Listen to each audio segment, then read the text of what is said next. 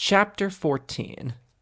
Millie awoke feeling well-rested. She must have slept through the entire night, although the room itself remained unchanged. Natanashi was gone, probably in the adjacent cave room. Millie got up and tried to stretch a little. Oh boy, was she sore. The cave floor didn't do her any favors. She went down the other lit tunnel. My medical expertise was correct. She is alive, a man boomed as Millie entered. He was in his mid-50s with graying hair, beard, and mustache. He also had brown skin and emerald eyes. Our medic, Solomon, Natanashi introduced. Nice to meet you, Millie said. The pleasure's mine, ma'am, Solomon responded. Millie is fine. Solomon tilted his head back and laughed. I see. I can play that game, Millie. Millie smiled, another charming personality. Millie saw that the two were gathered around Ace. Ace had some color back in his face, so he was improving. He opened his eyes. Good to see a familiar face, he groaned. You're quite the sleeper, Millie. You got 14 hours in, Solomon said with admiration. 14? Millie was surprised. What time is it? Solomon shrugged. Who can say? Sometime in the morning, but we need to cut to the chase and figure out what we're gonna do with the two of you. Don't lump us together, Doc. She's a Hyperic citizen, Ace stated. That got a reaction. What? Natanashi asked. Solomon stared at Millie. My God, he whispered. Millie was alert. Is there something wrong with that? Solomon shook his head. Quite the opposite. It's a token of good fortune. Just a surprise at what the Empire would do to its own children is all. How is it good fortune? Because you don't have to get thrown to the wolves in the Outlands, Solomon explained. You can get back to a civilized life. You can go through the orphanage program and get going with your life. Although, it'll be tough to put this in the past. Millie frowned. A civilized life? In the Empire? But they had to be hunting her. How could it ever be close to normal? And back to the orphanage program? Solomon also frowned. You seem more troubled by this news. I got here through the orphanage program, Millie replied. That led to everybody pausing for a moment. I told you they were fucked up, Ace said. Solomon thought for a moment. The program you two were a part of is top secret, right? Then we just need to add a bit more attention to your profile. Millie didn't like the thought of that one bit. Wasn't she hiding from the Empire? Why can't I just go with you? You're taking Ace, aren't you? Natanashi just shook her head. Solomon answered, He's a famous bounty hunter used to the life. Any sane person would avoid outlandy life if they had the choice. Any normal Empire life is better than that. Solomon pivoted to his original idea. Besides, if we add some flair to your profile, say a medical and military seal, which should be enough for you to not disappear again, it would raise questions that would reach the top, hence ruining the secrecy of the project. They wouldn't risk that for a child. Millie was pondering this over. Wasn't this a huge risk? Natanashi spoke. I understand the medical seal coming from you, Solomon. But the military seal? I have someone in Mulberry that can help out, Solomon answered. Do we have time for this? She asked flatly. You heard from Captain Nashi. They are at least 50 clicks out. The princess is in good health. We will meet back at home, Solomon answered. Besides, I have business there. You knew I'd venture out when the princess's health was in good fortune. Natanashi wasn't keen on this. What about Ace? I've done everything I can for the man. He won't die. Well, that's reassuring, Ace interrupted. But he'll need a hospital when you get back, Solomon finished. At least take a scout with you. Natanashi was almost pleading. No need to fret, my dear, Solomon said, declining her offer. I'll be back home before you know it, and besides... He moved and patted Millie on the shoulder. I have my own personal guard right here. And he laughed cheerfully. That doesn't sound like a good backstory, Millie muttered. Solomon smiled. I've already got that figured out. We stayed at a village called Burma on the way here. They were suffering from a disease of sorts. A couple of them had already passed by the time we arrived, sadly.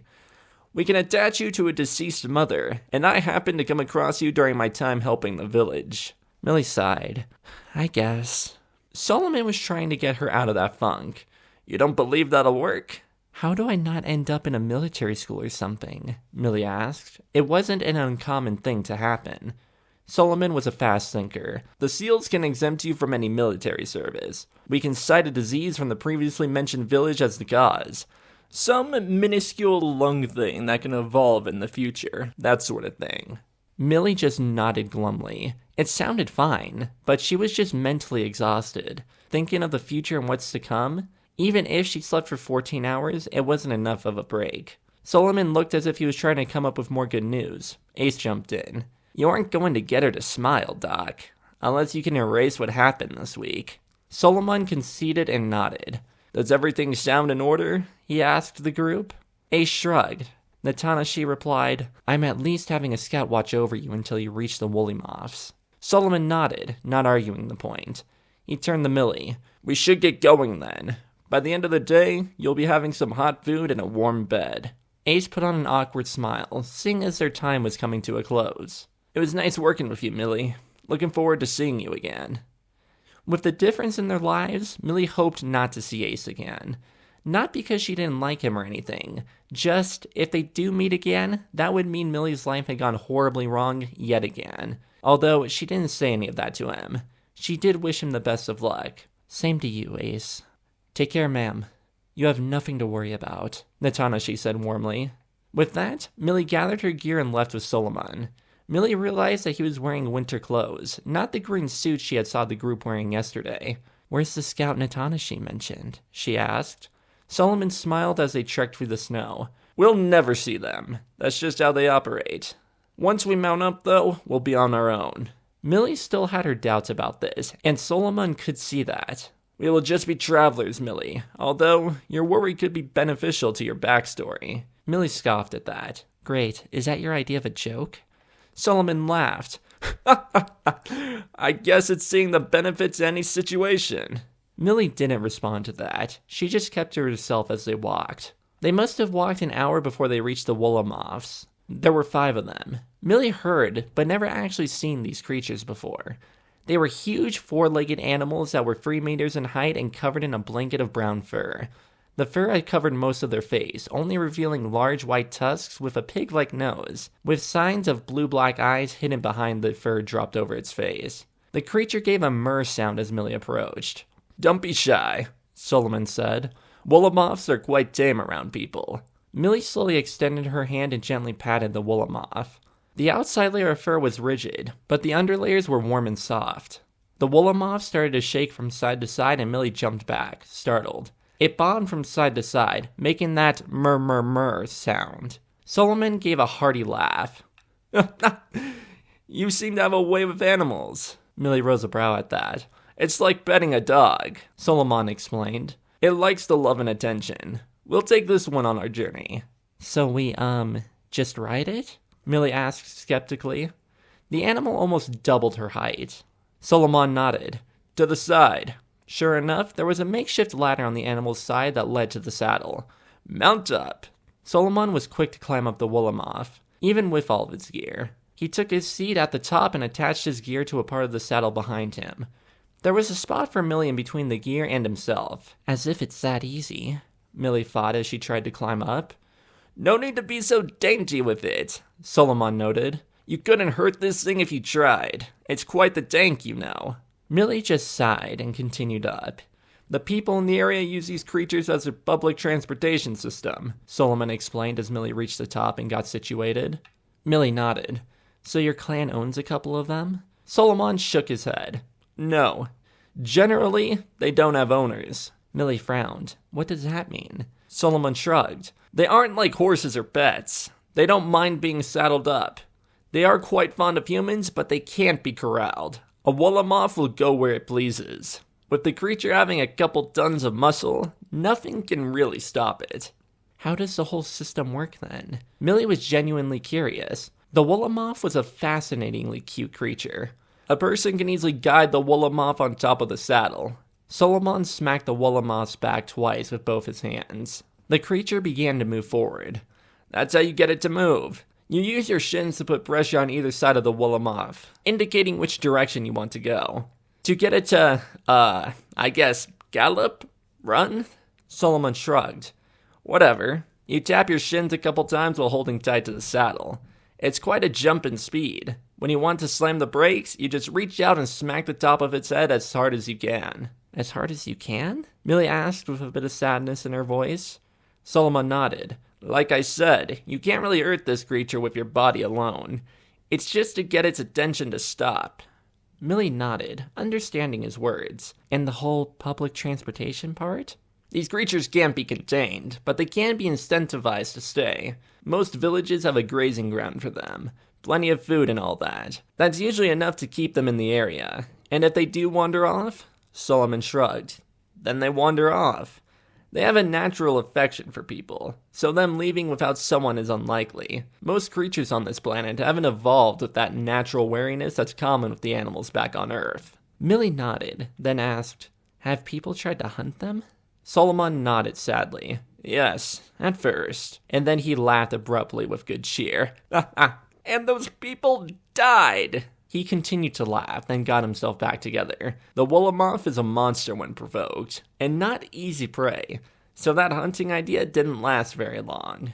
Millie nodded, happy about that. I see. Now, Solomon said with excitement, let's get this creature into high gear. Solomon started tapping the Wolomoth with his shins, and Millie grabbed onto him tightly. Solomon was right about the jump in speed. The creature bolted off. The trees went by them in a blur. The Wolomoth was definitely fast. By the end of the day, Solomon called over the sound of the rushing wind, your life will have changed for the better.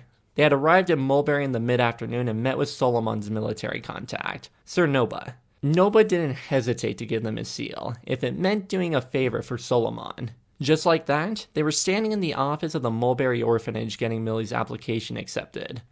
Not in the system. Solomon was replying to the young lady behind the counter, puzzled. The lady didn't seem concerned. Oh, it's not too rare of an occurrence. She shrugged. Not a problem, though. She moved on from the simple problem and turned to Millie. And where did you say your last home was? Perma, Millie answered without missing a beat. She was committed to her fake backstory and had it down.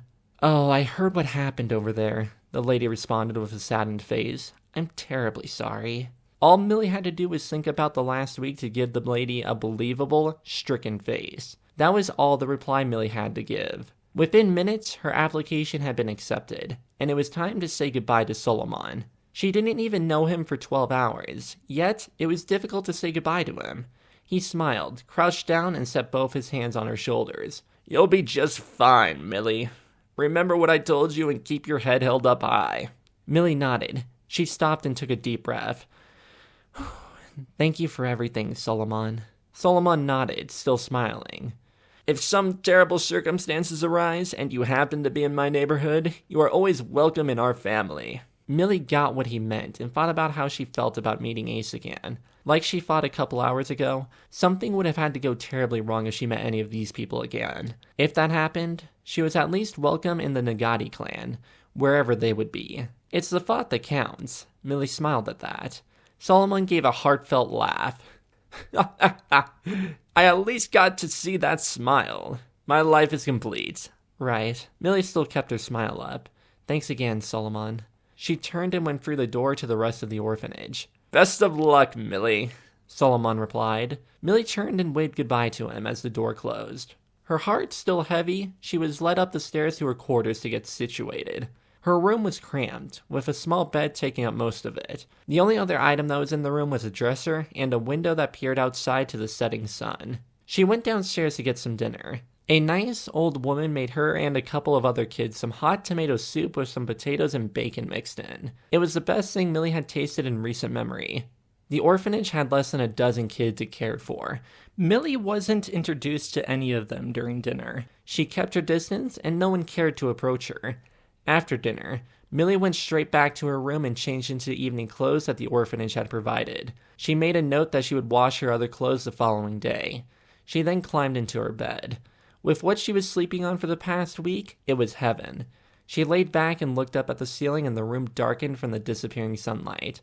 She thought back to Solomon's words, about her life changing by the end of the day. To Millie's skepticism, Solomon had been right. Yet, she still had that slight hope that maybe, just maybe, things would turn out all right.